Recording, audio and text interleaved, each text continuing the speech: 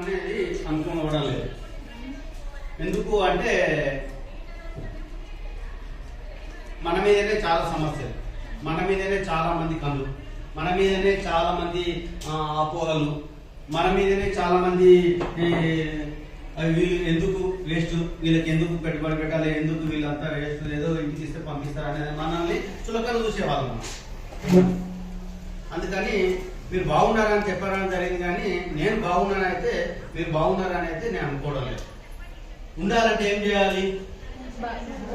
ఎవరైనా ఒకరు మీకు ఇచ్చిన పోస్టర్ ఒక్కరే చదవండి. ఎవరైనా ఒకరు. బాలికలు తమ విద్యను పూర్తి చేసినప్పుడు దేశం అభివృద్ధి చెందుతుంది. బాలికలను చదివించడమే దేశానికి మన పెట్టుబడి. జూమ్ చేయకుండా దగ్గర మాట్లాడుతున్నాడు లాస్ట్ లో కాకుండా. బాలికలను చదివించడమే దేశానికి మన పెట్టుబడి. బాలికల చదువు పూర్తయినప్పుడే దేశం అభివృద్ధి చెందుతుంది. భారతదేశంలోని బాలికలకు విద్యను అందించడం ద్వారా భారతదేశంలో పెట్టుబడి పెట్టండి. డ్రాప్ అవుట్ కావాలి 10th అయిన తర్వాత చాలా మంది అబ్బాయిలను ఏం చేస్తారు? మావాడు మీ ఇంట్లో ఉదాహరణకు అన్న ఉన్నాడు, తమ్ముడు ఉన్నాడు అనుకుందాం, మీరు కూడా ఉన్నారు అనుకుందాం. తమ్మును అన్నను బాగా చదివించడం కోసం చాలా ప్రయత్నాలు చేస్తుంటారు. అదే అమ్మాయిని ఎందుకు 10th క్లాస్ వరకు రాదు కదా, ఆమెకు వచ్చింది కదా, నాలెడ్జ్ వచ్చింది కదా, చదువుకున్నది, అక్షర జ్ఞానం వచ్చింది కదా, ఇంకెందుకు అని పెళ్లి చేసి పంపించడం కోసం చూస్తుంటారు. కానీ ఆ చదువు యొక్క టేస్ట్ విలువ మనకు తెలిస్తే మనం వదులుకో. మీ అమ్మ నాన్న కూడా ఆ చదువు టేస్ట్ను చూపించాలి. మీరు ఎంత జ్ఞానస్తులు, ఎంత మంచి తెలివివంతులు ఏంటి అనేది మీ అమ్మ నాన్నకు ఆ టేస్ట్ను మీరు చూపిస్తే, ఆ రుచిని మరిగితే మనం వదులుతాం. ఉదాహరణకు మీరు అందరూ మహేశ్వరం ఇక్కడనే అనుకున్నాం. ఇక్కడ 2-3 బిర్యానీ సెంటర్స్ ఉన్నాయి. ఒక బిర్యానీ సెంటర్లో తెచ్చుకుంటాం, ఇంకో బిర్యానీ. మీరు వచ్చిన తర్వాత ఏమనుకుంటారు? ఆ బిర్యానీ సెంటర్లో బాగుంది టేస్ట్ అంటే అందరం ఆడికే పోతాం. అక్కడే పోయి అక్కడనే కొనుక్కుందాం, అక్కడనే తీసుకోవడానికి ప్రయత్నం చేస్తాం. కాబట్టి అట్లా మీరు కూడా మీ టేస్ట్ను, మీ చదువును, మీ జ్ఞానాన్ని, మీ సంపదను, అంటే సంపద అంటే మనం తెలివి జ్ఞానం మన అమ్మ నాన్నకు తెలియజేస్తే 100% మనల్ని డ్రాప్ అవుట్ చేసుకోవాలి. రెండవది ఏంటి? మన మీద మన ప్రవర్తన, మన క్రమశిక్షణ మీద కూడా ఆధారపడదు. మన అమ్మ నాన్న మనం చదివించాలన్నా చేయవద్దన్నా ఏం చేయాలనేది కూడా మన అమ్మ నాన్న మీద ఆధారపడి ఉంటుంది. ఏముంటుంది? మన యొక్క క్రమశిక్షణ. ఎస్, మా అమ్మాయి ఎవడనే ఏమని అనుకొని, ఏ అమ్మాయి అనే ఏమనుకొని, ఎవరనే ఏమన్నా చేసుకొని, మా అమ్మాయి అది ఎస్, మా అమ్మాయి చాలా పర్ఫెక్ట్గా చదువుతుంది, చాలా నిజాయితీవంతురాలు, నీతివంతురాలు, మంచి ఎలాంటి ప్రాబ్లం లేదు, మా అమ్మాయి పర్ఫెక్ట్ అని అన్నప్పుడు ఎంతమంది మన నాలాంటి మూర్ఖులు వచ్చి మీ అమ్మాయి ఎందుకు చదివిస్తున్నారు, చాలు ఇంకా ఏదో పెళ్లి చేసి పంపానా అని చెప్పేటోళ్ళకు కూడా మన అమ్మ నాన్న, మన ప్రవర్తన, పని విధానం, మన క్రమశిక్షణ మంచిగా ఉంటే 100% మనం వదులుకోరు. మన అమ్మ 100% చదివిస్తారు. కానీ మనకు చదువు మీద ఇంట్రెస్ట్ ఉండాలి. మనకు చదువు మీద ఇంట్రెస్ట్ లేదనుకో ఏమవుతుంది? చదువు మీద మనకు ఇంట్రెస్ట్ లేదనుకో, మన అమ్మ నాన్న ఇంట్రెస్ట్ మనకు కంపల్సరీ ఉండాలి. ఇంకొకటి కూడా అంటారు, చాలా మంది ఏం చేస్తారు? మన అమ్మ నాన్న ఏం చేస్తారు? ఎస్, మన పాప చదువుతుంది, కానీ చదివించాలంటే ఎలా? చాలా బాగా చదువుతారు మీరు, చదివించాలంటే ఎలా? చాలా మార్గాలు ఉన్నాయి. ఇంతకుముందే చెప్పాము, మా నా నెంబర్ కూడా ఇచ్చాను మీకు. ఉమెన్స్ క్లబ్గా మీరు ఎవరైనా చదువుకోనికి ఇబ్బంది ఉందంటే 100% చదివేందుకు మేము సిద్ధంగా ఉన్నామని. చాలా మందిని చాలా స్కూళ్ళలో మన పిల్లలను తీసుకొని వాళ్ళను చదివించడం కూడా జరుగుతుంది. హోమ్లాలో కూడా ఉంచడం జరుగుతుంది. మనకు ఆయత్నాల్లో ఒక హోమ్ ఉంది, ఇంకో అదేవిధంగా రామదప్పూర్లో ఒక హోమ్ ఉంది, మనకు ఉప్పల్లో ఒక హోమ్ ఉంది. ఇంకా కొన్ని హోమ్లాలో కూడా మన పిల్లలను పెట్టి చదివించడం జరుగుతుంది. పర్ఫెక్ట్గా ఉండాలి. అంటే మీరు మీ చదువు మీద ఆధారపడి ఉండగలిగితేనే బెటర్. ఒకటి ఏంటి ఇక్కడ ఉన్నది? బాలికలు తమ విద్యను ఎందుకు? బాలికలు ఎందుకు చదివితే దేశం అభివృద్ధి చెందుతుంది? అదే అబ్బాయిలు చదివితే దేశం అభివృద్ధి చెందదా? బాలికలే చదివితే తమ విద్యను పూర్తి చేసినప్పుడు దేశం అభివృద్ధి చెందుతుందా అంటారు. ఎందుకు బాలికలు చదివితే అభివృద్ధి చెందుతుంది? ఇంకా దానికన్నా ముందు ఎక్కువ టైం లేదు కాబట్టి నేనే ఇస్తాను. మన జెంట్సా మహిళనా? ఎందుకు జెంట్స్ పెట్టలేదు, ఎందుకు మగ అతన్ని పెట్టలేదు, మహిళని ఎందుకు పెట్టారు? ఒకటి మీరు ఆలోచించండి. అదేవిధంగా మన తెలంగాణ తల్లి ఎవరు? మహిళనా? మహిళ. ఎందుకు మహిళ, ఎందుకు జెంట్స్? పోయిన 10 సంవత్సరాల కిందనే కదా, ఎందుకు మన చేతుల్లో ఉంది కదా. కేసీఆర్ గారు ఉద్యమాన్ని తెచ్చింది, ఎందుకు మొగైన పెట్టలేదు, మహిళని ఎందుకు పెట్టారు? మన చదువుల తల్లి ఎవరు? ఎందుకు జెంట్స్ ఎందుకు పెట్టకూడదు? నిన్న మనం ఒక కార్యక్రమం చేసుకున్నాం. ఎవరు? ఏంటి? ఉపాధ్యాయుడు ఎందుకు పురుషుడు కాకూడదు, లేడు ఇప్పటి వరకు? అంటే ఏదైనా జ్ఞానం, తెలివి, ఆలోచించి పొదుపు చేయాలనుకున్నా, చక్కదిద్దాలన్నా, మన ఇంట్లో మన ఇల్లును నీటిగా ఊడ్చి సర్దిద్దేది నాన్న అమ్మ. ఎందుకు నాన్న ఎందుకు చేయడు? పని రాదా? వంట అమ్మని ఎందుకు చేయాలి, నాన్న ఎందుకు చేయడు? సంపాదన మరి అమ్మనా చేస్తాడా, నాన్న చేస్తాడా? సంపాదన అమ్మనా నాన్న ఇద్దరు చేయాలి. సంపాదన కారణం, సంపాదించే కారణం అమ్మ నాన్న ఇద్దరు చేయాలి. ఇంటికాడికి వచ్చినప్పుడు అమ్మని మహిళని ఎందుకు చేయాలి అంటే, మహిళలో ఉన్న శక్తి సామర్థ్యాలు, జ్ఞానము చక్కదిద్దే దాంట్లో చాలా ఉంది. గతంలో చారిత్రక భౌతికవాదం, గతంలో కొన్ని సంవత్సరాల కింద మన చరిత్ర వెళ్తే, గతంలో వ్యవసాయం మొత్తం టోటల్ గా మహిళల చేతుల్లోనే ఉండేది, మహిళలే నడిపించేది. మగవాళ్ళు ఓన్లీ ఇంటికాడ కాపలుగా ఉండి పిల్లలను చూసుకొని మనం ఉండేసి పెట్టేది గతంలో. చారిత్రక భౌతికవాదం మీకు ఎప్పుడైనా వీలు ఉంటే వెళ్ళండి, చూడండి, అందులో ఉంటుంది. మొత్తం వ్యవసాయం మొత్తం నడిపించేది, ఆ కుటుంబాన్ని పోషణ నడిపించేది మొత్తం కూడా మహిళలే. కాబట్టి మీరు 100% ఖచ్చితంగా ఎన్ని సమస్యలు వచ్చినా మన ప్రవర్తన, మన క్రమశిక్షణ మంచిగా ఉండగలిగితే మనం భవిష్యత్తులో కంటిన్యూషన్ చేయగలం. మనం ఎప్పుడు ఇలా ఉండొద్దు. ఇలా అంటే ఏంటి? ఇచ్చేది ఉండాలి. అంటే అప్పుడు మీరు మంచిగా చదువుకొని జ్ఞానస్తులై, మంచి తెలివంతులై, ఏదో ప్రైవేట్ జాబో, గవర్నమెంట్ జాబో, వ్యాపారమో, ఇంకేదో చేశారనుకో, అప్పుడు మీరు పెళ్ళైన తర్వాత మీ పిల్లలు కానీ మీ భర్తలు కానీ ఎవరి మీద ఆధారపడి ఉంటారు? అంటే ఆ స్థాయిలో మనం ఉండాలంటే ఏం చేయాలి? మంచిగా చదవడం అనేది ఏదైనా ఉండాలి. మీరు ఎట్లన్నా చదువుతారో చదవండి.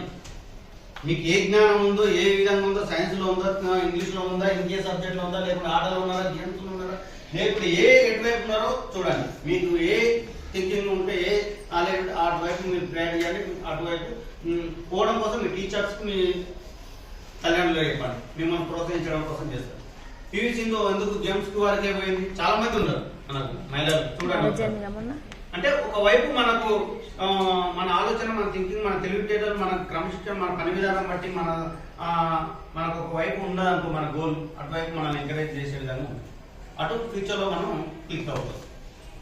కాబట్టి ఎందులో మనం తీసుకోం. కాబట్టి కంపల్సరీ మనం అందరం చదువుకోవాలి. చదువుకోకుంటే మధ్యన డ్రాప్ అవుట్ అయితే మీకున్న నాలెడ్జ్ని నీ ఫస్ట్ క్లాస్, నీకు బాగా మ్యాథ్స్ వస్తుంది, నీకు కూడా మ్యాథ్స్ వస్తుంది, తనకు రాదనుకున్నాం, నీ మ్యాథ్స్ మొత్తం తను లాక్కోగలుగుతుందా? అంత బలారేఖలు పెట్టి, లేకుండా ఇంకేదో పెట్టి ఏదో పెట్టి తీసుకోగలుగుతారా? లేదా? మీ అన్నిటిని దోసుకోగలుగుతాం కానీ చదువును దోసుకోగలుగుతాం. కాబట్టి మీకున్న నాలెడ్జ్, మీకున్న తెలివితేటలు మీరు కొనసాగించుకుంటే రేపు ఫ్యూచర్లో చాలా క్లిక్ అవుతారు, డెవలప్ అవుతారు. మీరు చదవడం కోసం ప్రయారిటీ ఇవ్వండి, మధ్యాహ్నం డ్రాప్ అవుట్ కాకండి. అయిందనుకో చాలా ఇబ్బంది అవుతుంది. కాబట్టి ఆ టైప్ ఆఫ్ మీరు ఆలోచించి కంపల్సరీ చదువుకోండి. చదువుకోకుంటే చాలా సమస్యలు ఉన్నాయి, చాలా రకాలుగా. ఎన్ని సమస్యలు అంటే మన ఇంట్లో మన అమ్మలు ఎలాంటి ఇబ్బందులు పడతారో చూడండి మీరు ఒకసారి ఆలోచించండి. మన అమ్మమ్మల ఇంటి కాబట్టి వస్తుంది, అలా మీ మామలను బాగా చదివించి ఉంటారు, వాళ్ళు బాగా తీసుకుంటారు. మన అమ్మని చదువుకుండా ఇంటికి ఇచ్చినందుకు, మన నాన్నగారు వచ్చినందుకు ఇక్కడ అమ్మాయి ఇలాంటి ఇబ్బందులు పడుతుంది చూడండి. లేదా మన అక్కలు, మన రిలేషన్లు ఎవరైనా పెళ్లిళ్ళు అయిన వాళ్ళు, చిన్న వయసులోనే పెళ్లిళ్ళు అయిన వాళ్ళు, లేదు కాస్త కూసం ఇంటర్ డిగ్రీ తర్వాత డ్రాప్ అవుట్ అయ్యి పెళ్లి అయిన తర్వాత ఎలాంటి ఇబ్బందులు పడుతారో వాళ్ళకి ఒకసారి థింకింగ్ చేసుకుంటాం. మన మైండ్లో 2 రకాలమైన ఘర్షణ జరగాలి. ఎస్, ఇది బెటరా, ఇది బెటర్, ఏది తింటే బెటర్, ఏది చేస్తే బెటర్ అనే థింకింగ్ తీసుకొని ఒక నూతనమైన ఆలోచన, ఒక మంచి నిర్ణయం తీసుకొని ఫ్యూచర్ భవిష్యత్తు కోసం మీరు పోవాలి. ఫ్యూచర్లో ఈ బాల్యం, ఈ స్టేజ్ మళ్ళీ తిరిగి రాదు మనకు. ఈ చదువుకునే స్టేజ్ నాలాంటోళ్ళకు, సార్ లాంటోళ్ళకు, మేడం లాంటోళ్ళకు వచ్చిన కొద్దిపాటే. ఇటు ఉద్యోగం చేయాలి, అటు పని చేసుకోవాలి, కుటుంబాన్ని చూసుకోవాలి, మళ్ళీ చదవాలి, మళ్ళీ అది చేయాలంటే చాలా కష్టం. మీకు అమ్మ నాన్నను, ప్రభుత్వం, అధికారులు ఎవరో ఒకరు మీకు సపోర్ట్ చేయడానికి సిద్ధంగా ఉన్నారు.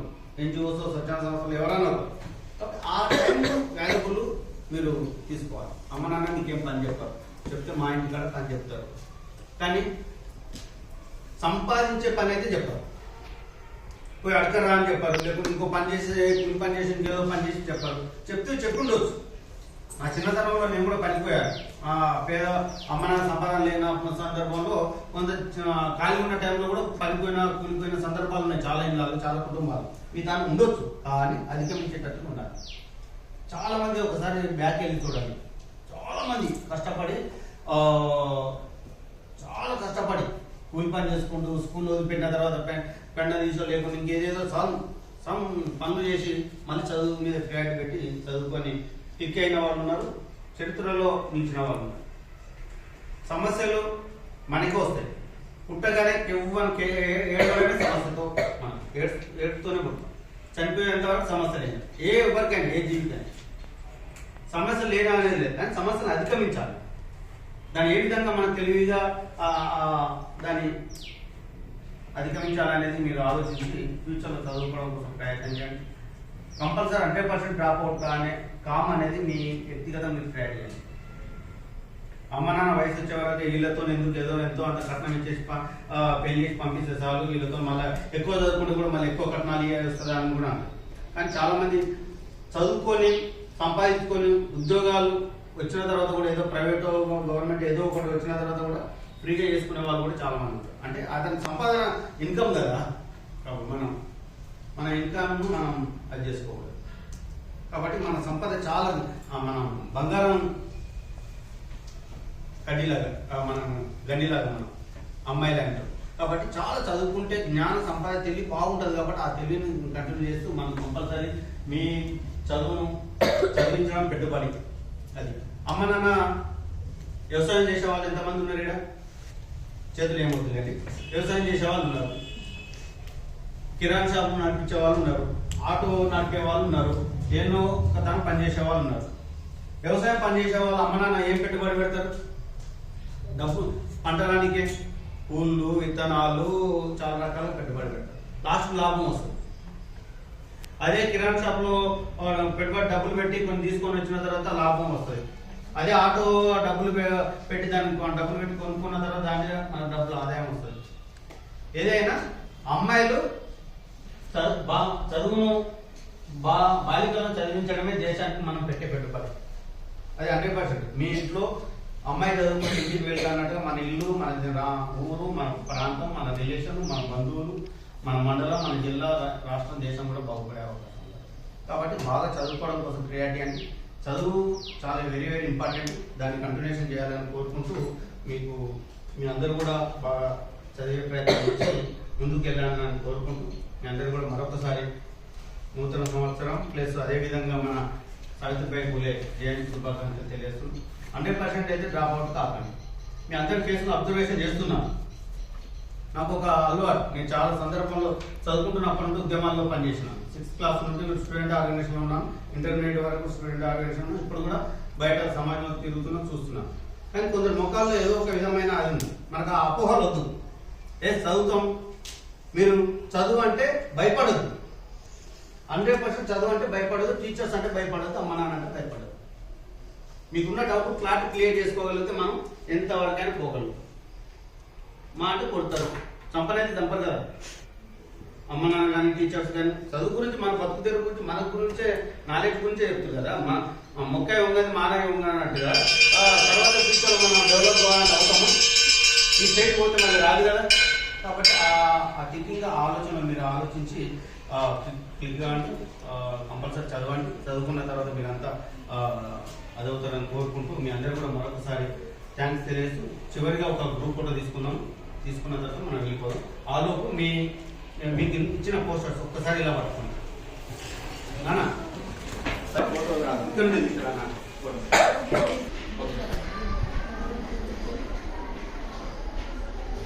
ఇక్కడ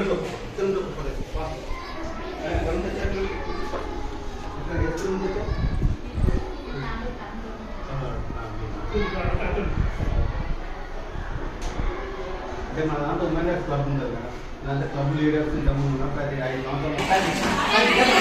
సంవత్సరాలు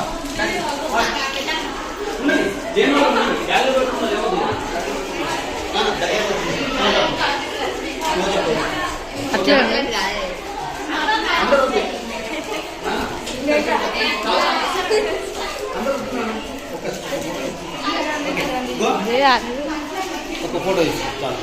ఓకేనా? మీరంతా ఈ బ్యాగ్లో పెట్టుకోవాలి.